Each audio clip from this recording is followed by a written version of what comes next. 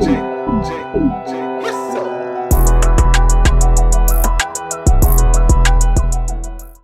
Yo, this your man Jake Fever. I'm just coming to y'all, man. I'm doing Bitcoin behind the bar. We doing it live this time.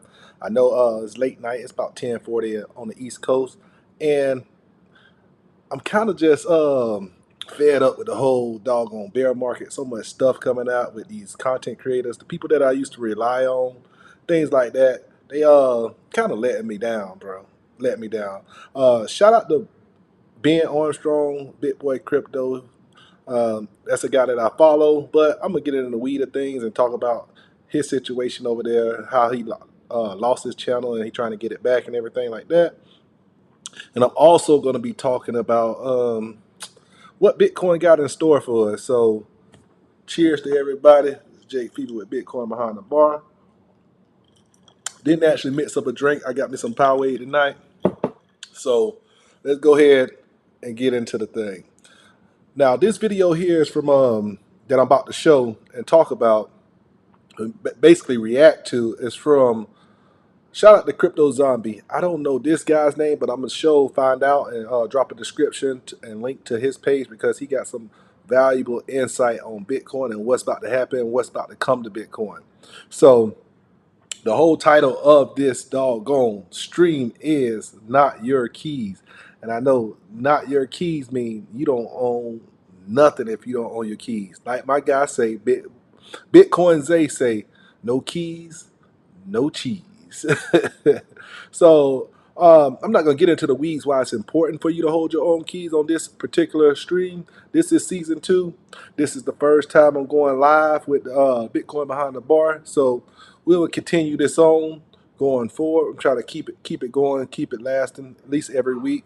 Maybe if I come on Friday, maybe I'll pop up a couple of times a week or something like that. But let's go ahead and get into this is a great explanation of what is about to come to Bitcoin with the BlackRock ETF and everything that's going on. So I may be interrupting this guy a little bit, but I'm going to try to explain to you what I believe is going on. So here we go. Goal for BlackRock when it comes to Bitcoin. Why they would suddenly start putting all this effort into getting a Bitcoin ETF approved. Larry Fink's talking about Bitcoin on CNBC. I wanted to cover the direction that I think BlackRock will take in this market and give you my prediction on how I think BlackRock and the institutions are going to dominate this industry. So if you don't know what's happening right now, he's explaining that BlackRock and other institutions is trying to get an ETF. That's a exchange traded fund. That means they have to buy Bitcoin at spot price. And so he's just going to explain what he believes the plan is behind actually getting this ETF for all the institutions in BlackRock. So for people who are sitting here thinking about whether you should get into Bitcoin, BlackRock is out here accumulating all the Bitcoin and planning to control the whole industry.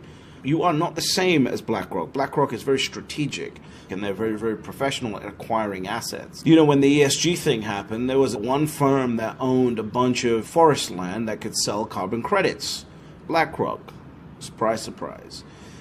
See, ESG, I really don't understand, like, selling carbon credits. What, you just own forest land, now you can tell people they can burn more carbon. It's all stupid to me, but that's besides the point. Let's go ahead and go.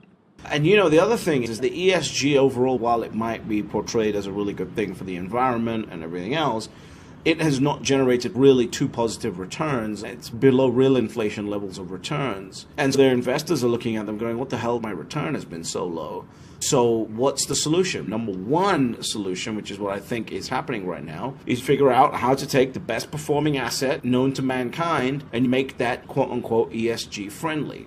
And you can now put that asset into the bucket of ESG. Over the next decade, your ESG bucket now looks like it's giving you 20%, whereas before it's giving you 5% a year return. So now the idea of ESG pays off, Bitcoin pays off, everyone's happy, BlackRock looks good, etc., etc., etc. So that's what I think is going to happen in a very strategic way. So firstly, I think BlackRock already has acquired or is acquiring Bitcoin as we speak.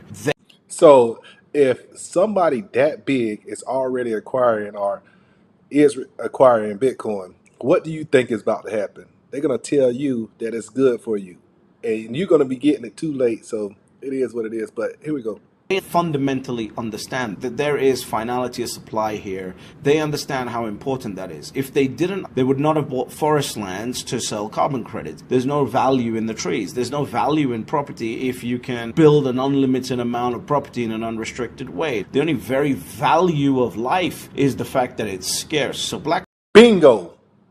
truly understands the scarcity argument. I know there's a bunch of people that out there, the $1,000 net worthers and the doom and gloom boomer gang, that believe BlackRock doesn't understand. You think that you, on Twitter, reading news once it's posted, retweeting other anonymous people's tweets, you think you know more about the hardest asset known to mankind than BlackRock. You are extremely arrogant. I don't care what Larry Fink's been saying on television. If I own a firm that big, I'm assigning 100 people and their entire life process, life purpose is to figure out Bitcoin. What is there to understand about Bitcoin? What are we missing? What are we not understanding? And I've done this years ago before I really take some action here. And this was So check this out. He's exactly right. So why would a company this big decide to say, hey, I want to take the opportunity to join some Bitcoin stuff? It doesn't make sense. It doesn't make sense. Even if they're trying to ruin it, the price is going to go up, even if they're trying to ruin it. But I doubt they're trying to do that because they understand that this is a truly scarce asset, like he said in the first place. That's why I said boom. But let's get to it. evidenced the internal BlackRock report that was leaked a year or so ago. They understand what Bitcoin is, and you sitting there going, BlackRock doesn't understand what Bitcoin is, you are a fool. You've got to look yourself deep in the eyes in the mirror and question whether you are talking sense or not. BlackRock, I guarantee you, has more people than you know spending their entire day trying to figure out Bitcoin. And now they've figured it out and they want to take a gamble at it. So the ETF is coming out. This allows BlackRock and the institution to suck up all the Bitcoin in the world as much as possible to push it into the ETF. And there is major advantages of that, because if you can control the price appreciation of an asset, that's more than enough for most people. Because whether you want to admit it or not, most of the people that talk about America's so bad, the UK's so bad, Australia's so bad, Canada's so bad, are not doing anything about it. They're not going out there, they're not leaving the country because they've got a house, they've got family, they've got parents, they've got kids, they've got a wife, they've got a husband. They've got commitments in the country, so the most they can do is tweet about it and talk about it. They're not actually physically getting up and leaving. So in that scenario, the idea of sovereignty is less valuable. Most people just... See, that's why when I talk to people and friends and stuff like that, that's why I'm just coming to the internet. I'm just laying it out flat. They don't understand because they're not going to do anything about it. They're just going to complain about it, complain about it, complain about it. Self-sovereignty is like really owning Bitcoin, being responsible for your keys, actually being your own bank, and being able to move whenever you want to. It's tough. Like most people think like sovereignty is like having a lot of money, and a lot of people don't know the difference between money and currency. Like having money is not sovereignty. It's just having the ability to do what you want to. But like he said, man, like most people ain't gonna do nothing about it, but they want price exposure. They want the money. So it is what it is. Want price exposure. Most people relate price exposure to sovereignty. Well, I'm not saying whether that's right or wrong, I'm just telling you how it is, which is why an ETF wrapper is so important for Bitcoin, because it allows people to get that price exposure and it allows them to increase their wealth and then gives them more sovereignty. It might not be true sovereignty, but it gives them a version of sovereignty, because if someone is worth $10 million instead of $100,000, they feel more sovereign. So they're going to suck in all this Bitcoin into this ETF. And I believe the purpose of doing that really is to control as much Bitcoin as possible. So now you use the ETF. See, that's like how dope boys versus like people that work hard and not scam and get their money. Like dope boys and scammers. They like, I don't care, man. I got the money. I still paid for this Rolex watch. However I got it, I got it. And other people be like, I worked hard and got this Rolex watch. So I did it the legal way, you did it the illegal way. But both of y'all got the Rolex watch, which is the price appreciation in Bitcoin. Right now, like what I'm trying to do is get self-sovereignty, own everything myself and be a self-sovereign person. Most people think like the money and appreciation and value of the Bitcoin itself is going to give them self-sovereignty because they'll get the $10 million or whatever it's worth at the time, they'll get that price appreciation. So they see it the same way as getting freedom.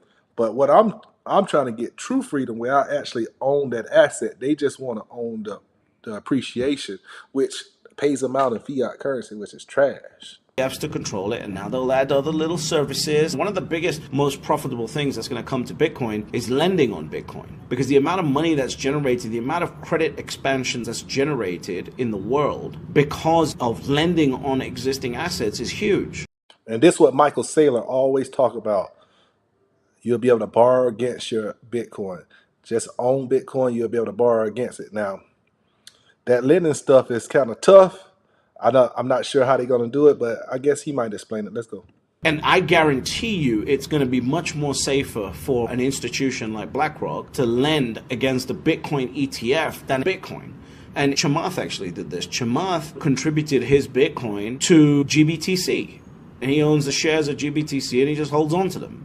That's what he did, because this makes sense for someone who is the new buyer of Bitcoin, because the new buyer of Bitcoin is much more sophisticated, much more sharper, and has access to resources and contacts that can allow them to generate liquidity on an asset that the market accepts at a much lower cost basis. For example, if the cost on borrowing against Bitcoin through Unchained Capital is 12% a year, it might only be 8% a year through an ETF wrapper. And that makes a big difference. To someone who's playing with $400 million, you've got to start thinking in an expanded way. The game is changing. These people are different. They're going to be buying Bitcoin, waiting for it to go up, liquidating it through these services. And these are extremely, extremely important because people need access to liquidity. And the banking system's going to love it, because if they borrow against Bitcoin and Bitcoin has this parabolic rise and everyone starts borrowing against it, what happens to the deposit? And this is what Peter Dunworth has been talking about. You want to create liquidity on top of Bitcoin because that liquidity can be used to continuously circulate within the banking system. Oh, shoot. They going to try to use Bitcoin to keep up the Ponzi of the fiat currency system. They're going to borrow against the best asset in the world. I don't know how this is going to play out, the way he's saying it. I just know that I will benefit from the price appreciation, but I don't know how it's going to play out. I don't think it'll crash Bitcoin because Bitcoin is a solid, fundamental, unconfiscatable and stuff like that, but I don't know how it's going to play out. But it looks like what he's saying is they're going to use it to expand the financial system. Think about being able to borrow on top of borrowing on top of borrowing. They already do that now, but they just print the money. But they'll have a solid asset behind it, and they'll just keep appreciating and appreciating and appreciating. So they'll keep up the Ponzi scheme of printing. Dang. So the ETF, to me, is the best way to do that for the banking system, for BlackRock. So what do? They apply for an ETF once they figure out how to get it approved. And considering they've only ever had one denial of an ETF application in their entire history, so really they've got a 100% success rate. So basically he said it's guaranteed to come. This ETF is coming whether you like it or not. It doesn't matter. It's guaranteed to come. They said almost 100% success rate with ETF filings. Come on, bro. Going to get this ETF and they start sucking in all this Bitcoin. There will be people that convert their Bitcoin and put it into this product. Whether you want to judge them or not, I don't give a shit. Whether you are $1,000 net worther and you're going, oh no, but it's about your freedom. Someone who's worth $400 million understands the game much better than you do. And for facts. There's going to be people with $1 billion of Bitcoin. They completely understand the game and all the financing options that are available much better than you do. This might sound rude and it might come across as offensive to some people watching this, but this is the truth. You have to be aware of this, because if you don't become aware of what these latest financial tools are going to be for you to actually take the Bitcoin that you have, generate liquidity on it so you can do other things without having to sell it, you are going to sell your Bitcoin to these people. They will happily give you $1 million per Bitcoin. Oh, I hope. They understand it. Once it's out there, they will happily give you $1 million. Why? Because they truly understand the finality of the scarcity of the asset. They understand how important it is to acquire as much of an asset as possible to control the market. Why do you think BlackRock is buying up single-family homes? I read a statistic. Only 41% of single-family homes in the USA are owned by the people who actually live there. Think about that. This is already happening in the property market. It's about to happen in Bitcoin, and it's better in Bitcoin because I don't need to send a team nowhere. Once I own the asset, it's on the blockchain, that is done. I infinitely reduce my costs of managing that particular asset. Instead of having a team of 2,000 people over the country making sure valuations are staying on point, etc., I've now got a team of 200 analyzing the market. So their first step is applying for that ETF. The next step is what you saw with KPMG. KPMG put out a report and they said Bitcoin is actually ESG friendly. You don't think, which is what I've been saying on Twitter, 6 to 9 months, a major publication is going to put out a piece on why Bitcoin is ESG friendly? If you don't think that's what's going to happen, you're a moron. Because if I control the media and I influence the media, what I want to do is I want to acquire as much of this asset as possible, convince my investors that they need to acquire as much of this asset as possible. See, that's what I'm talking about right there. They're going to convince the investors that they need to acquire as much of the asset as possible. I don't think they're going to... I think it's going to be crazy, bro. Forget that. It's going to be crazy. When they convince their investors that they need to acquire as much of this asset as possible, even if they say 1%, that's when the price appreciation is going to get crazy. So now I'm going to tell the biggest media organization in the world to do an article on why Bitcoin is ESG friendly, and I'll give them all the data to prove why it is. So now they turn around and say, okay, cool, Bitcoin is now ESG friendly. And now every single fund out there that thought about ESG because BlackRock pressured them into it says, we can tell people that we're being ESG friendly and make 80% CAGR a year. Fuck yes. Get into as much of that asset as possible. It's never going to be 100%, but it's going to be an allocation. And all this time we're talking about an asset that's completely finite. So what's the next step? Own the miners. BlackRock doesn't just come out and say, we'll take a little part of it. They want the whole thing. So they're now going to start increasing their stakes in the miners. And they're now going to start trying to control the miners and trying to get majority interest in all of these miners. So this is the game plan here. Once they control the miners, once they control the ESG narrative, Bitcoin will now become friendly for finance. So the next step might take 6 to 8 years onwards will be to figure out how to integrate Bitcoin in finance, because now we can use Bitcoin and actually help the environment when we do transactions, when we start doing foreign currency transactions. Whoa, cool, buy Strike. Great, Strike's now an ESG friendly company because now we're promoting the idea of we're saving the environment by using Bitcoin to do international transactions. Great. So now they start controlling financial services when it comes to Bitcoin. Oh, people want to borrow against their Bitcoin? Cool, we already got that happening. All you got to do is put your Bitcoin into the ETF and you can borrow against it. You take that borrowing and you put it into your bank account, and now the bank has generated liquidity to now lend against. So that starts working. And as the price of that asset goes up, you borrow more against it and you put more deposit into the bank. Now the bank can lend against that. So this whole thing is designed for BlackRock to own the future of the expansion of the US dollar empire. Now there's going to be some of you that go, oh my God, this is so bad. You can't control it because... Yeah, I think that's bad. I'm one of those people like, dang, that don't sound too good. But I think since I own my own Bitcoin, I will get price appreciation from that. And regardless of what happens, we know they're going to print the money into oblivion. So either way they do it, like BlackRock can own a whole bunch of it and everybody still do the same old thing where they don't want to be responsible for their own money and they use BlackRock as the banking system and just borrow against their own Bitcoin or the ETF Bitcoin that they have. And they will run the banking system. Basically, it'll be a new banking system for those folks. But then you have people like me and Michael Saylor that want to own our own Bitcoin. So we'll have our own. And what we'll have to do is spend our Bitcoin, but where somebody accept it. And the normal people won't know how to accept it. They don't know what a Bitcoin wallet is, and they're not going to accept it. Or they will accept it, and they'll just put it back into the ETF. And then eventually, some people might just say, pay me in Bitcoin. So it'll all circulate. In the future, though, it's not coming up no time soon. Bitcoin is money for everyone. You cannot control what they're going to do. The byproduct of this is that you'll have a multiple millions of dollars of price action, price discovery because of the scarcity of the asset. But Bitcoin is going to help the expansion of the US dollar. This is how it's going to work because this is how it always works when assets go up and down.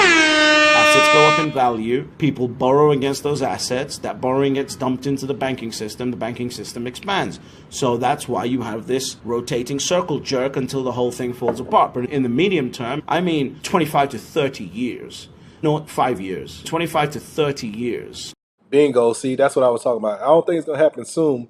I think we all gonna get excited about it. It's gonna crash down, and then we're gonna get serious about it later. So next couple of years, I think we're gonna see like a nice price appreciation. Everybody jumping in and jumping out.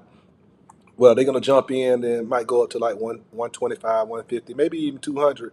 Then it's gonna come back down, and then after that, that's when the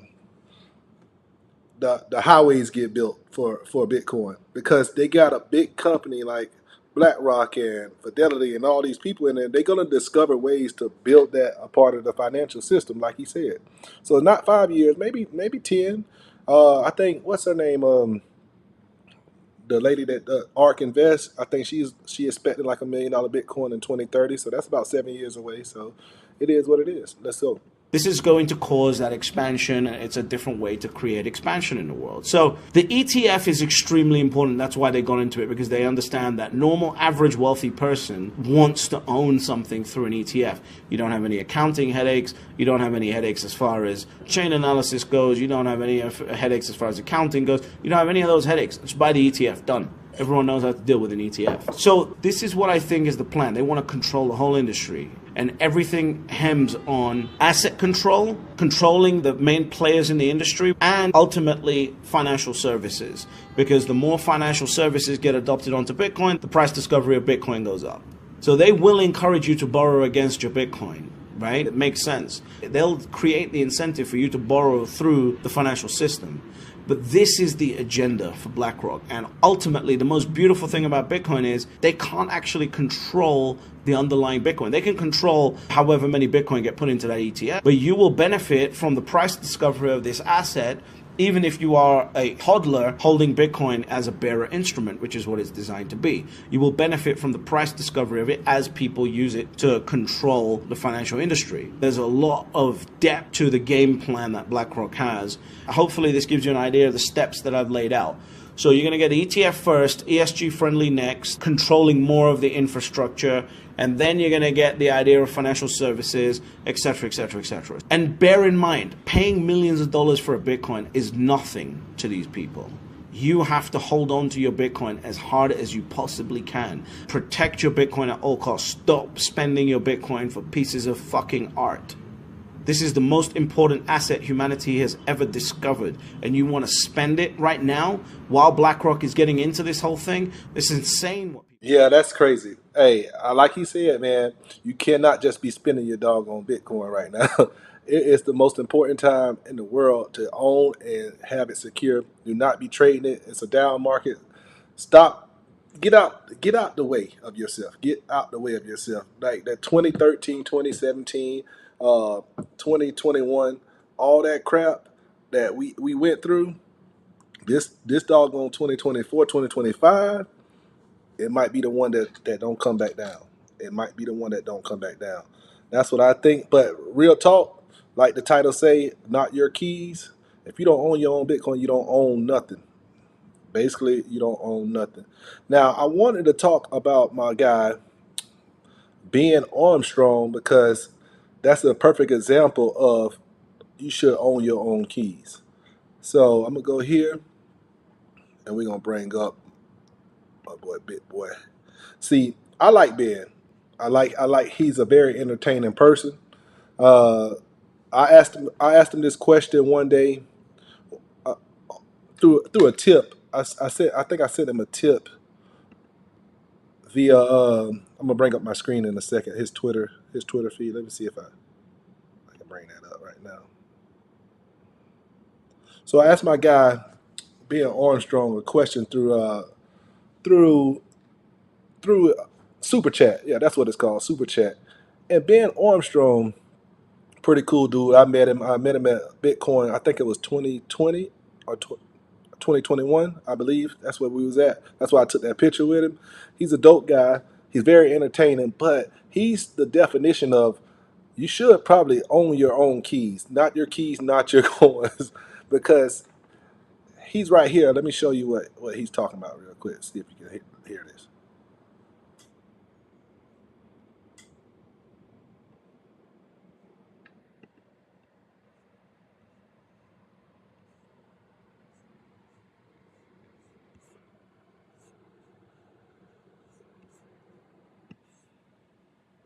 Nope, I don't think you can hear it. But regardless of the fact, because I can't hear it myself. Regardless, right here, Ben is talking about sending him some ETH because HitNetwork and TJ stole all his money. This is what he's explaining right here on his Twitter. Now, the thing about it is, these guys made millions and millions of dollars during the bull run. I mean, he started he real deal started his doggone channel from scratch. I seen him in the beginning. He's going back to the roots. He got a new channel, but he's trying to get his other channel back. But it is crazy to me that this guy here did not have any of his own crypto, not even at home with his wife or anything like that. Now, Ben is very entertaining. I'm always gonna watch his videos because he's entertaining and he do got some stuff that he talks about that really hits. These coins that I can flip into more Bitcoin, I'm willing to do that. But let me tell you something about Ben that I did not like. I did not like the fact that all that stuff came out and they couldn't keep it in house. Him cheating on his wife and stuff like that. I can understand some people being on his side to say he's still a good dude, but it's hard to be in business with somebody that will actually jeopardize losing their whole family, bro. And that's the most important thing to me. You know what I'm saying? My family. So uh, doing that, I wouldn't like do business with him, but I will watch him and let him be entertaining to me.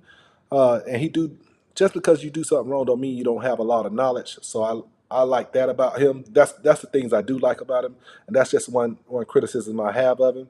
Uh, and I see that he keeps going back and forth with this guy Carlos Carlos Diaz. I don't know. This thing got messy, bro. He's talking about people stealing his Lamborghini. Um, a lot of stuff.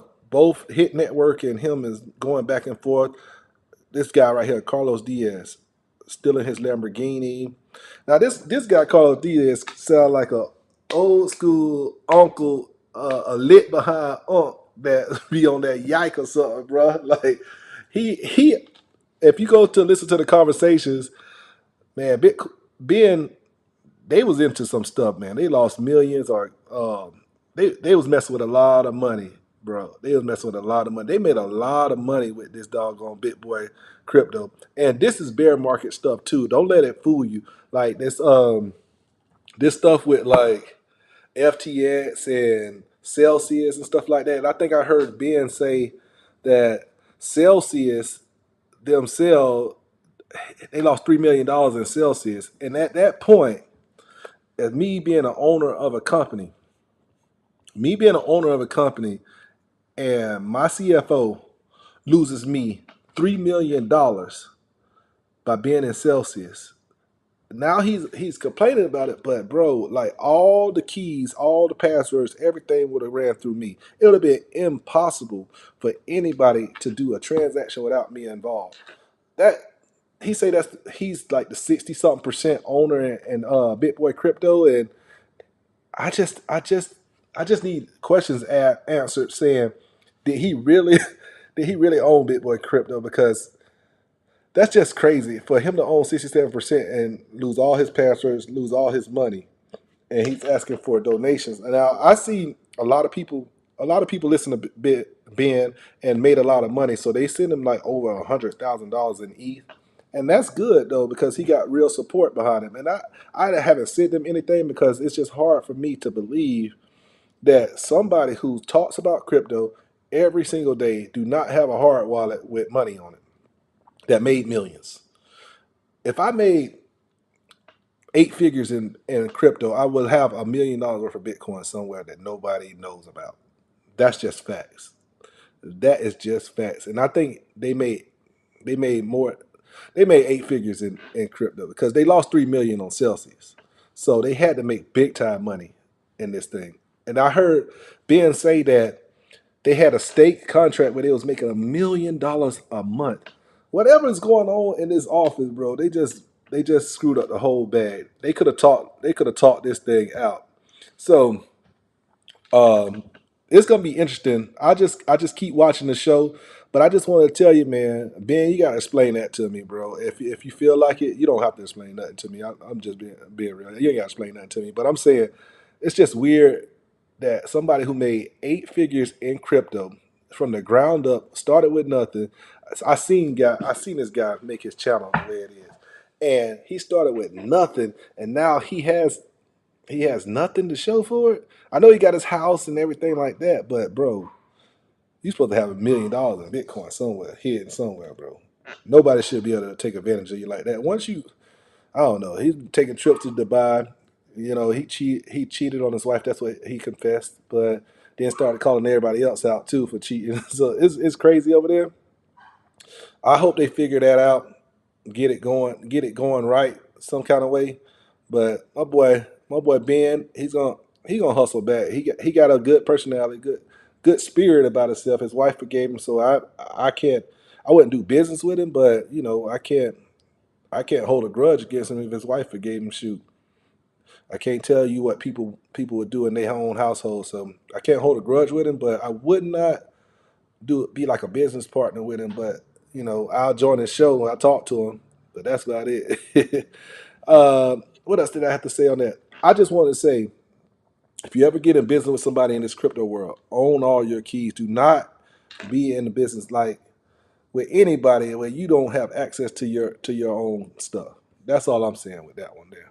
That's all I want to say with that. Shoot.